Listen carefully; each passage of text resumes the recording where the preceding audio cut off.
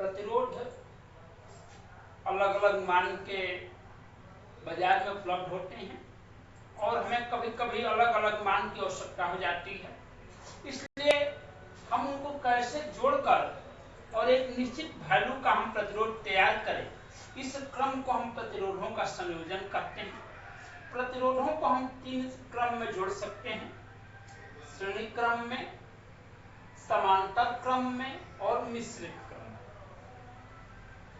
श्रेणी क्रम अर्थात जब हम प्रतिरोधों को से जोड़ते हैं कि वे इस प्रकार से जुड़े कि पहले का दूसरा सिरा दूसरे के पहले सिरे से, दूसरे का दूसरा सिरा तीसरे के पहले सिरे से जुड़ते हुए क्रम चले और पहले का पहला सिरा और अंतिम प्रतिरोध का अंतिम सिरा सप्लाई से जोड़ा जाए, तो इस क्रम को हम श्रेणी क्रम कहते हैं।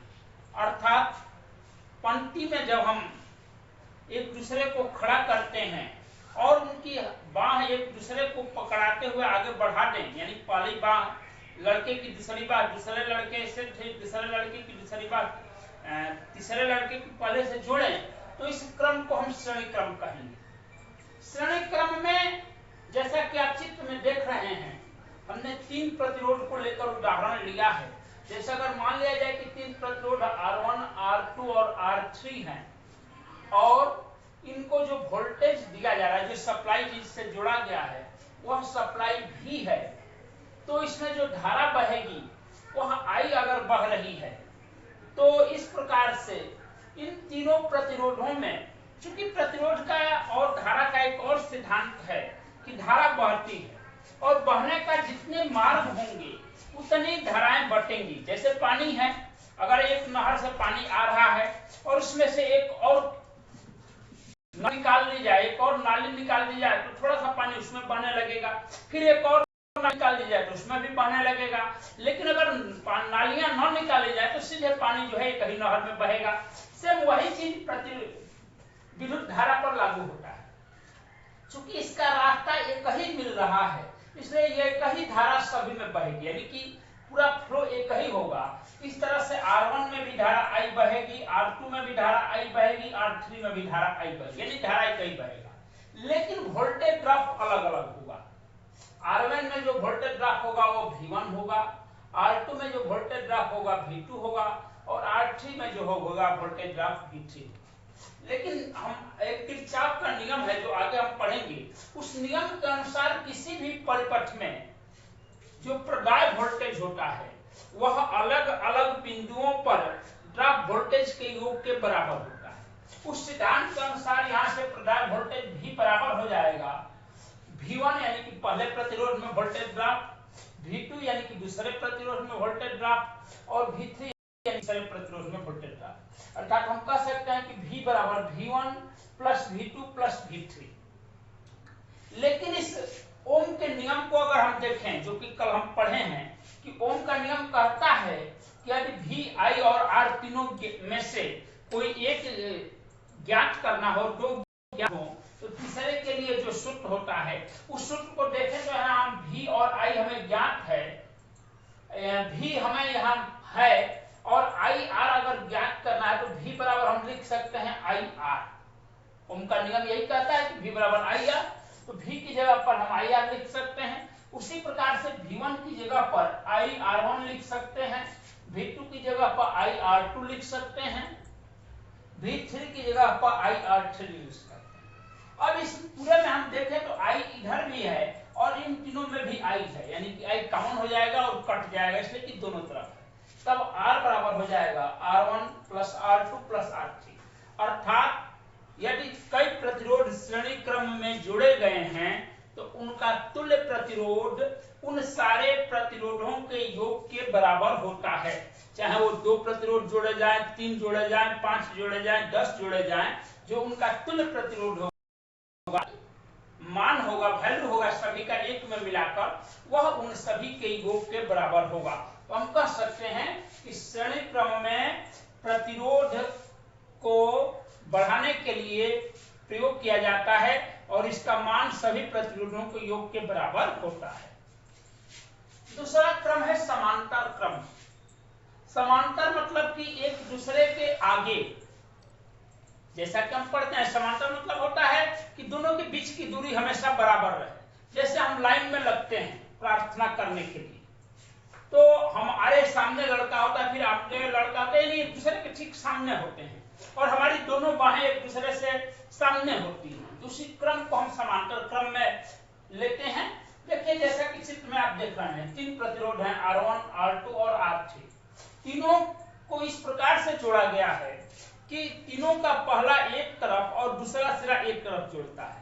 हम कह सकते हैं कि समांतर क्रम वह क्रम है जिसमें सभी प्रतिरोधों के प्रथम सिरे एक जगह जुड़ते हैं और द्वितीय सिरे दूसरी तरफ दूसरे बिंदु पर जुड़ते हैं और उन बिंदुओं से होकर सप्लाई प्रदाय की जाती है। यहाँ पर वोल्टेज जो प्रदाय किया जा रहा है V है, प्रदाय वोल्टेज V है, धारा I बह रही है।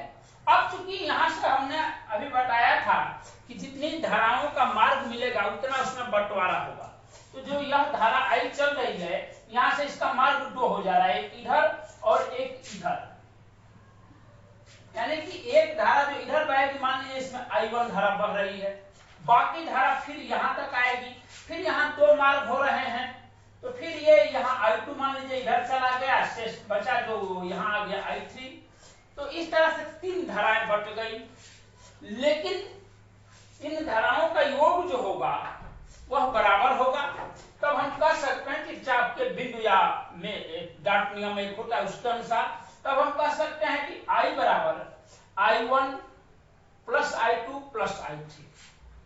अब चूंकि ओम का नियम हम देखते हैं तो यहाँ V और I और R में हमको I यहाँ है, तो I बराबर हम लिख सकते हैं V बटा R। तो I बराबर हो गया V बटा R, तब I1 बराबर हो जाएगा V बटा R1, I2 बराबर हो जाएगा V बटा R3 और I3 बराबर हो जाएगा V बटा R3, क्योंकि वोल्टेज जो है वह बराबर होता है। समानांतर क्रम में एक ही वोल्टेज हर जगह जाता है, जबकि श्रेणी क्रम में अलग अलग वोल्टेज ड्रॉप होता है। तो यहाँ से अगर हम V कॉमन ले लें तो दोनों तरफ है कट जाएगा, तो बचेगा 1 बटा R बराबर 1 बटा R1 प्लस 1 बटा R2 प्लस 1 बटा R3। अर्थात जब प्रतिरोध का मान हमें कम करना होता है तब हम उसको समानांतर क्रम में जोड़ते हैं, यानी कि अधिक मान के प्रतिरोध हमारे पास हो और कम मान का प्रतिरोध हमें प्राप्त करना है, उस स्थिति में हम समानांतर क्रम का प्रयोग करते हैं। जब कम मान के प्रतिरोध ज्ञात हो और अधिक मान का प्रतिरोध प्राप्त करना हो तो श्रेणी क्रम, और यदि कम मान का प्रतिरोध प्राप्त करना हो और अधिक तो समांतर क्रम का प्रयोग होता है। अब तीसरा है मिश्रित क्रम। मिश्रित मतलब मिला हुआ, एक दूसरे के अर्थात ऐसा क्रम जिसमें कुछ प्रतिरोध और कुछ प्रतिरोध श्रेणी में जुड़े, या कुछ पहले समांतर में जुड़ के और उनके श्रेणी क्रम में कुछ प्रतिरोध जुड़ जाए, या कुछ श्रेणी में जुड़ के उनके समांतर में कुछ जुड़ जाए, या बार बार श्रेणी क्रम या समांतर क्रम में अलग अलग जुड़ते रहें, तो उस क्रम को हम मिश्रित क्रम कहते हैं।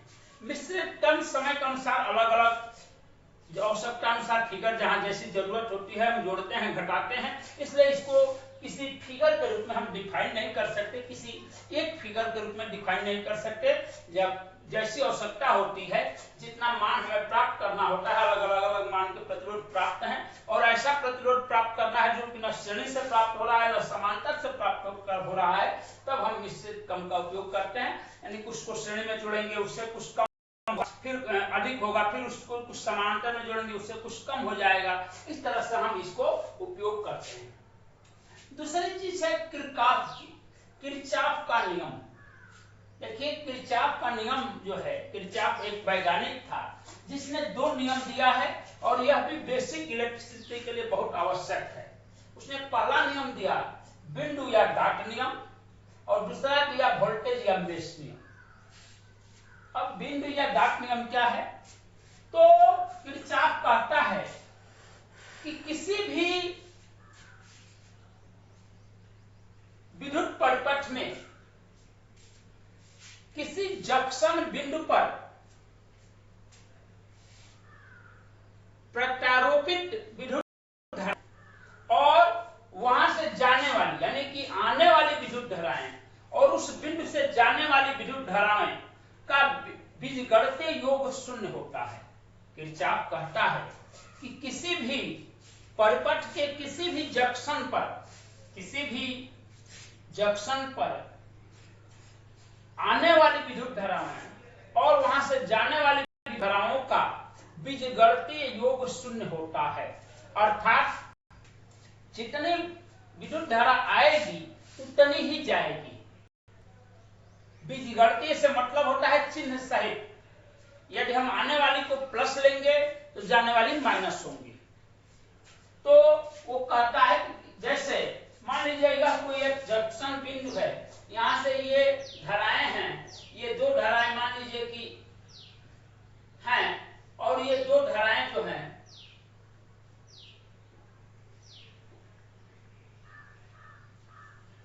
या तीन धाराएं हैं, तो ये तीन अगर आ रही हैं, दो जा रही हैं या दो आ रही हैं तीन जा रही हैं, मान लीजिए कि यह I1 I2 I3 है, ये I4 I5 है।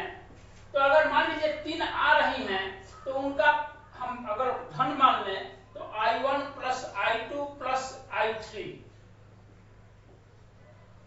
ये पॉजिटिव होंगी और दो जा रही हैं तो अगर निगेटिव माना जाए तो वो माइनस में होंगी, तो माइनस I4 माइनस I5। अब ये कहता है कि इस पूरे को जोड़ा जाए तो उत्तर शून्य आएगा, यानी कि जितनी आ रही हैं उतनी ही जाएंगी। तो इसको हम किरचॉफ का विद्युत नियम कहते हैं। दूसरा कहता है वोल्टेज या मेश नियम। वोल्टेज या मेश नियम के अनुसार किसी भी परिपथ में जितना वोल्टेज प्रदाय किया जाता है उतना ही वोल्टेज ड्रॉप अलग अलग बिंदुओं पर अलग अलग सप्लाई उपयोग पॉइंटों पर होता है। अर्थात वोल्टेज ड्रॉप कहता है कि यदि हम किसी परिपथ में विद्युत प्रवाहित कर रहे हैं, वोल्टेज प्रदाय कर रहे हैं, तो जितना वोल्टेज हम देंगे उतना ही वोल्टेज उस परिपथ के अलग अलग उपयोग बिंदुओं पर कुल खपत होगा। अर्थात E बराबर डेल्टा V। E जो है प्रदाय वोल्टेज है, डेल्टा V अलग अलग बिंदुओं पर वोल्टेज ड्रॉप का योग है। यह आपका किरचॉफ का नियम है। इस प्रकार से हम आज के अध्याय में प्रतिरोध का संयोजन और किरचॉफ का नियम पढ़े।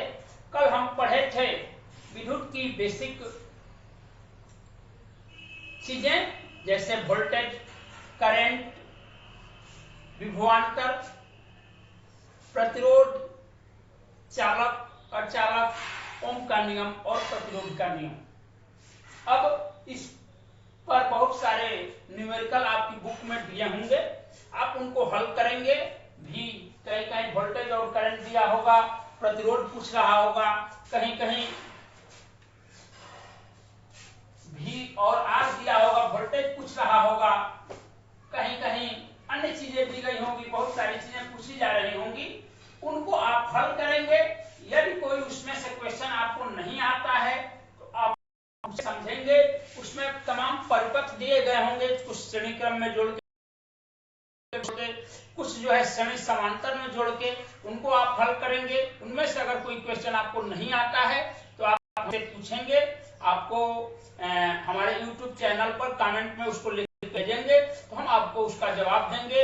इसलिए आप इस YouTube चैनल को अधिक से अधिक सब्सक्राइब करें, लाइक करें और शेयर करें ताकि अधिक से अधिक बच्चों को लाभ हो जाए।